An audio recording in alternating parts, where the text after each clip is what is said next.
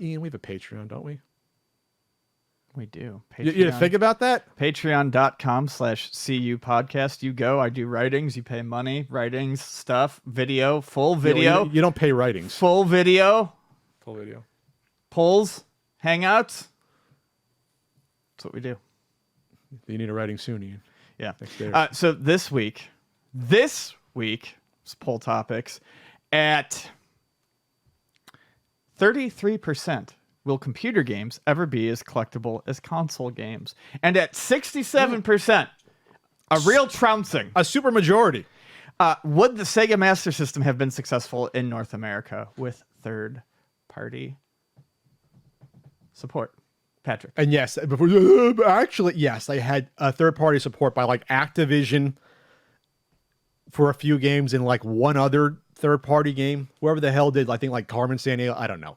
I'm not the Master System punk here, but there was almost no third-party support in North America. In Europe, they obviously had lots, and in South America. We know this. Right. We know this, man. Yeah. But in North America, their library sucked compared to the NES. It's not exciting.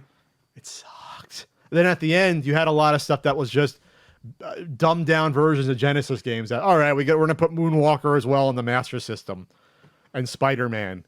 And like Strider, and it's like you're not going to want to play those versions against the Genesis Honestly, version. the Moonwalker version on the Master System is fine. I had it for a long time. You had a Master System when you were a kid? No, I had one before I moved out here. Okay. But overall, Alex Kidd is not going to stack up to Super Mario. We know that. You know, a game like Rampage will do okay, but it's also available on the NES. Obviously, Galaxy Force is not a title that was going to set anyone's world on fire, and that was a third-party game. Like on this, you know, I can tell the third-party games, Ian, they're all colored differently. Yeah, they're all colored differently. Yep. You did have stuff like Ghouls and Ghosts that came, but again, that was too late, and that was also a Genesis release. So it's like it was either scant few games or stuff like Columns was first party. That's right. Or Bomber Raid, or games that like, yeah, you wouldn't want these games even if you didn't own another system or platform where you can get them. You know what I mean? That Rampart is not obviously North America. That's Europe right there. Like games like Operation Wolf were not available here. So if those games were available, I'm just talking about not even the NES third party we'll get to. If even games that came out in Europe and South America came out in the Master System and they were pushed, would it have done better? Yes, it would have done better. It absolutely would have done better. Like when you have a bigger variety of games available, of course you're going to probably do better if you know how to market the console, which they didn't, by the way, for the Master System. Would it have been successful still? I do not know that. I don't.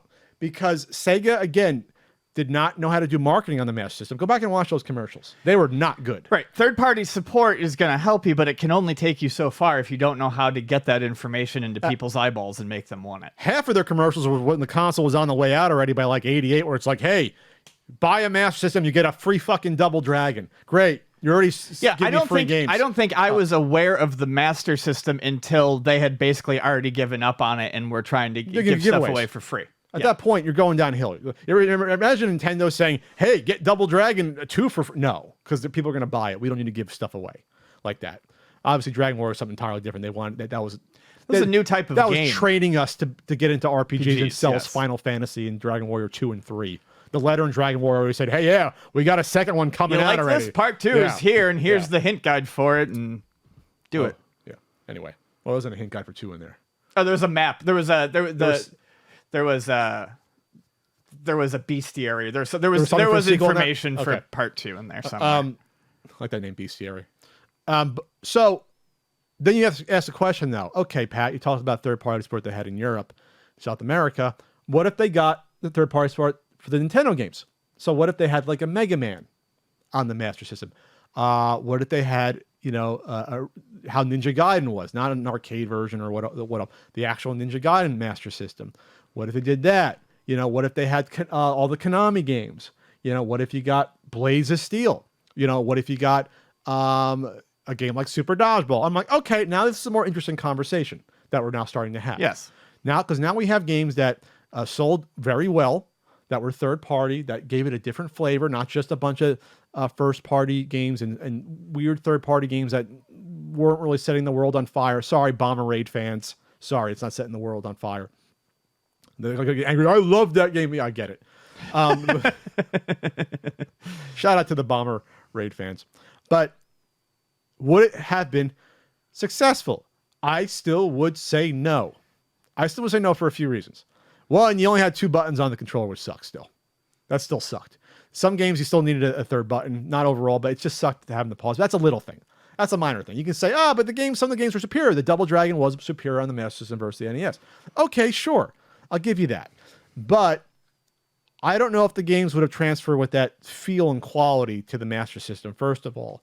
If they would have gone on the way to like the NES. Remember, the NES carts kept that system alive because of all the custom chips they had. Right. All different mappers. Yeah, Kirby's Adventure looks amazing. It's also it also saying that's running on the NES is kind of deceitful because there's a lot of other shit happening in the cartridge to make that game happen. Yes. So like a Master System game in 86 probably looked better than most of the black box games, and the 86 games. Master System games aren't looking better than an NES game from 90. 80. It's not looking better than a game like Baseball Stars, Super Mario 2 or 3. You know what I mean? Mega Man 2 or even Mega Man 1. It's not going to look better than those games. I am not like a Nintendo fanboy. Definitely prefer the Genesis over the Super Nintendo, but I think Nintendo's first party offerings would still be blowing Sega's first party offerings out of the water in the Master System NES era. Post black box games. A lot of those black box games are simple little arcade experiences, but after that, sure. But even in that, I mean, you still get Excite Bike. Your Super Mario was in there. Super Mario, Excite Bike, and then immediately into games like. Excuse me. Immediately into games like Kid Icarus, Metroid, Legend of Zelda. So it was just like, okay, we go from solid games to obviously Super Mario's outstanding, but solid black box games to outstanding games in the course of like a year and a half. Yeah, basically, because they had the track record from the Famicom. The other thing we're talking about is the marketing. Nintendo really got the marketing down, and I'm cribbing off of Howard Phillips from Video Game Years. They were already established in the U.S. via. They had the most popular arcade games. Yes, Sega had arcade games. They weren't Donkey Kong. They weren't even popular. I think Sega did very good in the arcade area, but Donkey Kong specifically Donkey Kong is a big leg up when the home video game industry is still in its infancy. They had several years. Sega was getting the big games in the mid '80s when their Masters coming out. They were starting with Space Harrier and Outrun. Like they were coming later to the party. Yeah, that's what I would say. Later to the party. But also, Nintendo had all those relationships established already from like Game & Watch with like distribution networks set up. That's something Howard talked about.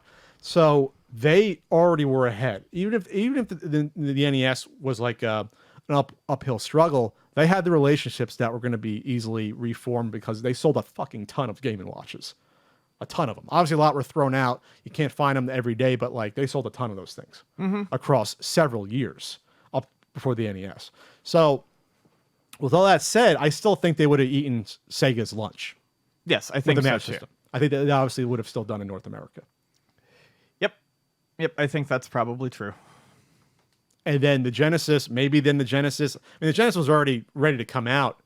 Even before, obviously, it came out earlier, and it was at '88. It came out elsewhere as a Mega Drive. Maybe they wouldn't felt maybe they wouldn't felt the need to rush it, but I still think they would want to come out to try to cripple the NES because the Master System, even if the Master System did better, hey, we got this Mega Drive we should put out that will definitely look better than the NES. So sorry, Master System fanboys. It would have probably it would have done better, but it would not have been I would say a success overall. Agreed.